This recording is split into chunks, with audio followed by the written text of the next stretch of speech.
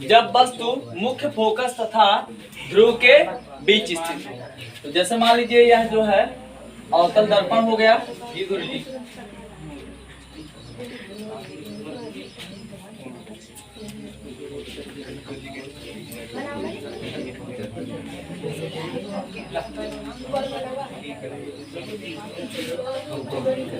मुख्य फोकस किससे दिखाते हैं? एफ से। और वक्रता केंद्र सी से दिखाते हैं। ठीक, दिखाना कहाँ है?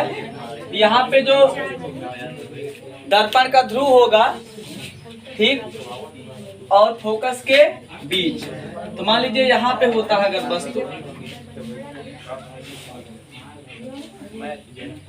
अगर इसको मान लीजिए हम बहुत पास रखते हैं तब क्या होगा? तो एक चीज ध्यान देना है, इसमें से एक किरण निकलेगी सीधा, फिर ये जो है लौट के किस बिंदु से चली जाएगी? मुख्य फोकस से होकर के लौट जाएगी। ठीक, बात समझाई? फिर दूसरी किरण जो होगी वो जो है सीधा जाएगी,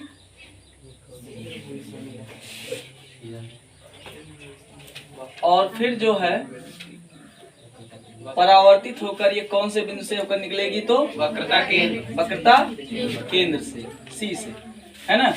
जब यहाँ से ये निकलेगी, एक चीज हम देख रहे हैं कि ये जो है एक दूसरे के समांतर जाती हुई प्रतीत हो रहे हैं, कि मतलब जो है चौड़ाई बढ़ा रही है, एक बढ़ा रही चौड़ाई ना। यहाँ पे हम देख रहे हैं कि ये इधर चौड़ाई बढ़ा रही है और ये वाली इधर। जैसे मान लीजिए, आपको खुद देखने से ही पता चल जाएगा, यहाँ पे मान लीजिए डिस्टेंस इतना है, तो यहाँ पे डिस्टेंस उतना ही ज्यादा दिखा रहा है, उससे ज्यादा दिखा रहा है, उससे ज्यादा दिखा रहा है। मतलब दूरी के साथ जो है किरण, दूरी जो है बढ़ रही है, किसके सापेक्ष? तो किरण की लंबाई के हिसाब से, किरण की लंबाई, किरण के लंबाई के अनुसार जो है देख रहे हैं आगे दूरी क्या हो रही है? लगातार बढ़ रही है। मतलब जैसे किरण की लंबाई बढ़ रही है, वैसे वैसे बीच की दूरी भी क्या हो रही है? बढ़ रही है। ठीक, तो ये जो है, जैसे मान लीजिए दो रस्सी आप जो खींचे हैं, ठीक, तो दोनों रस्सी जितने दूर ले जाते हैं उतना दूर करते चले जाते हैं। जैसे मान लीजिए एक व्यक्ति जो रस्सी पकड़ा एकदम बढ़िया से पास में, और दूसरा व्यक्ति जैसे जैसे दूर जाता है अपना हाथ खोलता चला जाता है। तो जब ज्यादा हाथ खोलेगा अपना, तो रस्सी आपस में कभी टच करेगा? नहीं टच करेगा ना। तो जब नहीं टच करेगा, तो यहाँ पे दूरी जब बढ़ रहा है, तो कभी जो कटान बिंदु बनेगा? नहीं बनेगा। ठीक, जब नहीं बनेगा तो यहाँ पे प्रतिबिंब इधर कोई बनने का सिस्टम है? नहीं। ठीक, अब ध्यान दीजिएगा, यहाँ पे दूरी धीरे धीरे क्या होगा? कम होगा कि ज्यादा होगा? कम होगा। तो जहाँ पे पालिश लगा होता है, पालिश वाले भाग में हम क्या ओरिजिनल किरण को मिलाते हैं कि कल्पना करके? कल्पना करके। ठीक, तो यहाँ पे हमारा कटान बिंदु बना कि नहीं बना? तो यहीं पर हमारा क्या बन जाएगा? वस्तु का प्रतिबिंब। यहीं पर हमारा क्या बन जाएगा? प्रतिबिंब। अब एक चीज ध्यान देना है कि ये लाइन हम इधर बढ़ा सकते हैं, नहीं बढ़ा सकते हैं? बढ़ा सकते हैं ना। वस्तु का जो प्रतिबिंब बन रहा है वो देखने में कैसा लग रहा है? छोटा बड़ा? बड़ा लग रहा है। सीधा लग रहा है, उल्टा? सीधा है। ठीक ना। अच्छा, वास्तविक है काल्पनिक? पालिश वाले पीछे बना काल्पनिक। ठीक है ना। बात समझाई? कोई दिक्कत नहीं?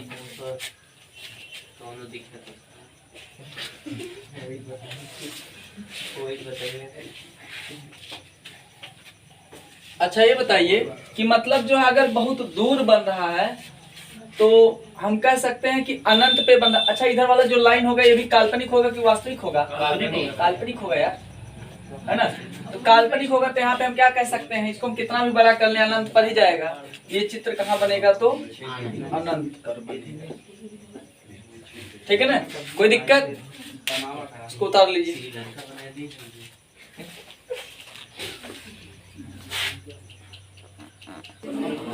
हाँ लिखिएगा, किसी अवतल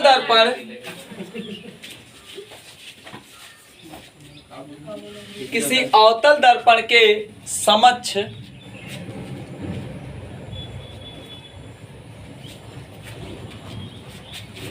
जब कोई वस्तु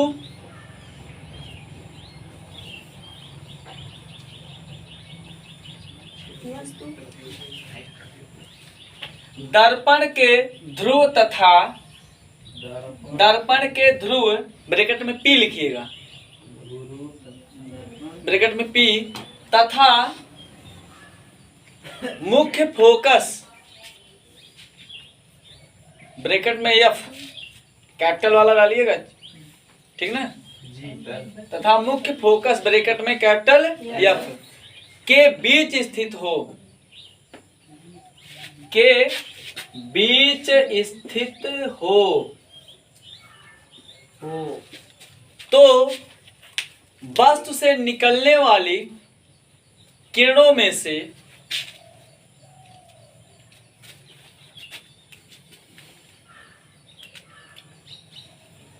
एक किरण पहले मुख्य अक्ष के समांतर जाती है, पहले मुख्य अक्ष के समांतर जाती है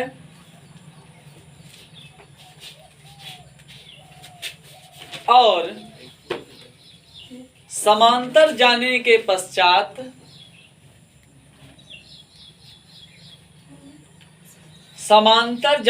पश्चात यह किरण परावर्तक सतह से टकराती है, परावर्तक सतह से टकराती है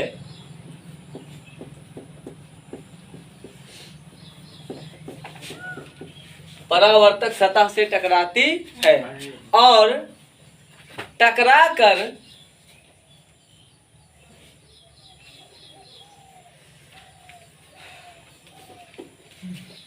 मुख्य फोकस से होते हुए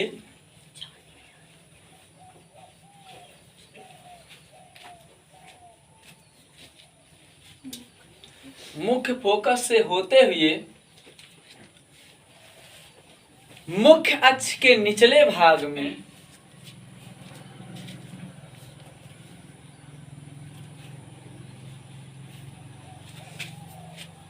मुख्य अक्ष के निचले भाग में,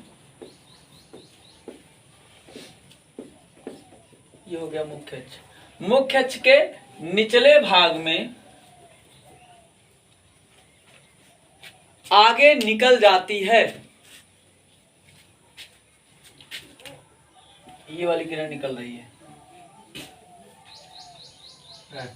मुख्य अक्ष के निचले भाग में आगे निकल जाती है। वहीं वस्तु से निकलने वाली दूसरी किरण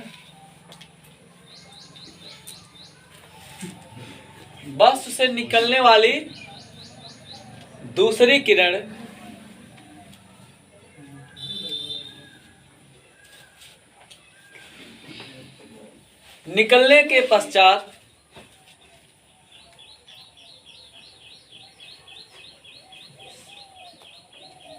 तिरछी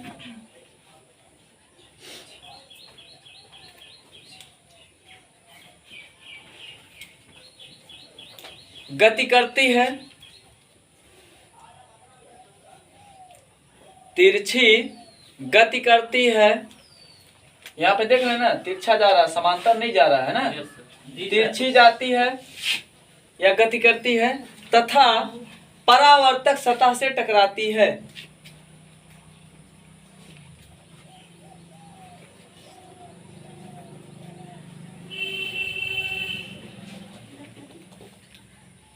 परावर्तक सतह से टकराती है और सतह से टकराकर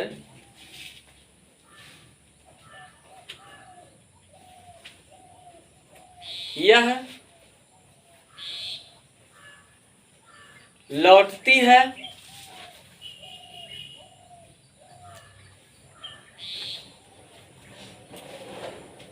या परावर्तित होती है।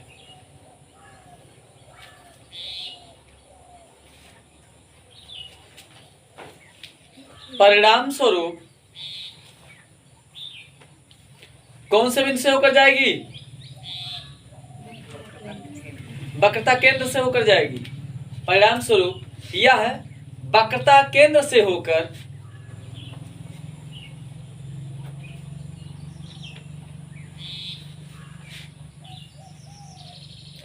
मुख्य अक्ष के निचले भाग में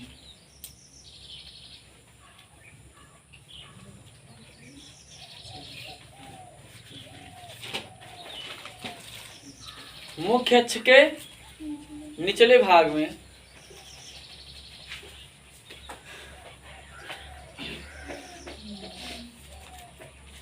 आगे निकल जाती है।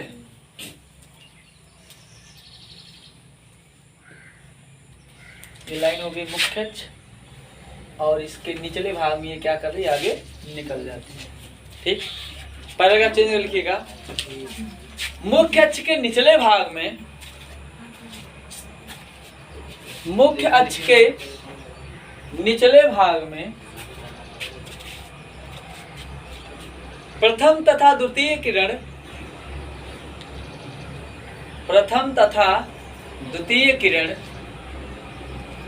जैसे जैसे आगे बढ़ती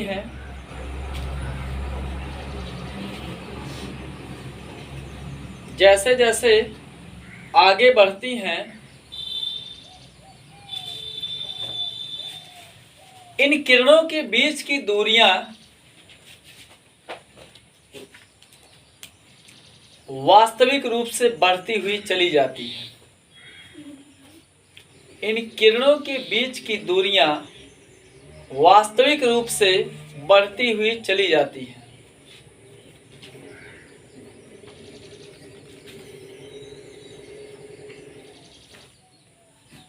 हो गया? अर्थात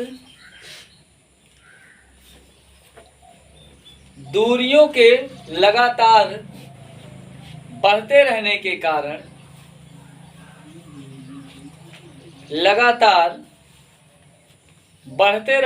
कारण ये किरणें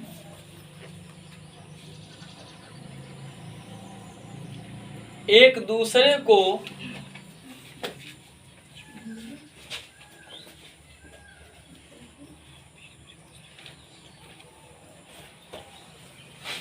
कहीं पर भी नहीं काटती हैं।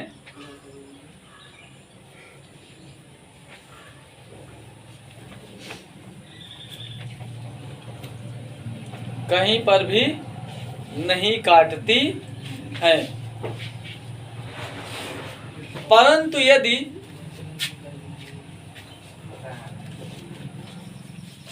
प्रथम किरण तथा द्वितीय किरण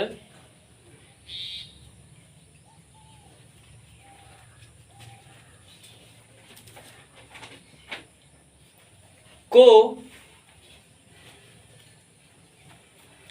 इनकी वास्तविक दिशा के अनुसार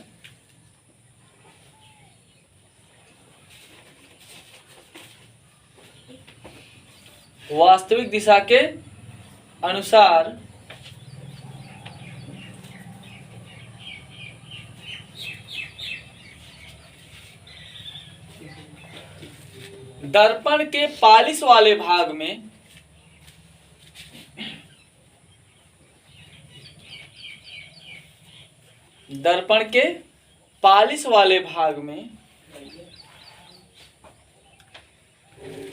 काल्पनिक रूप से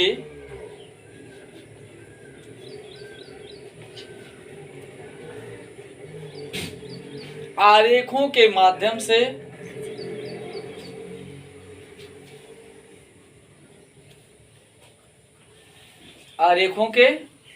माध्यम से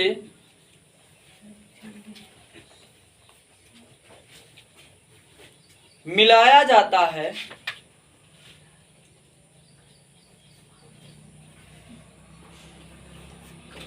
तो ये काल्पनिक किरणें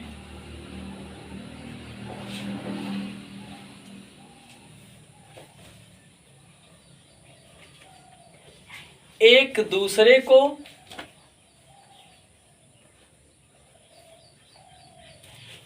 काटती हुई प्रतीत होती हैं।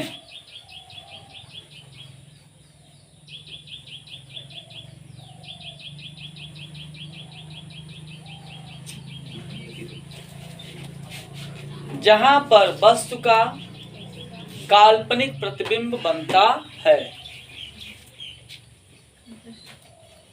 जहां पर वस्तु का काल्पनिक प्रतिबिंब बनता है, यह प्रतिबिंब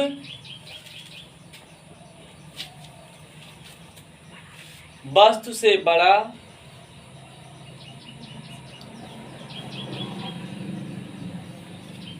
कामा सीधा,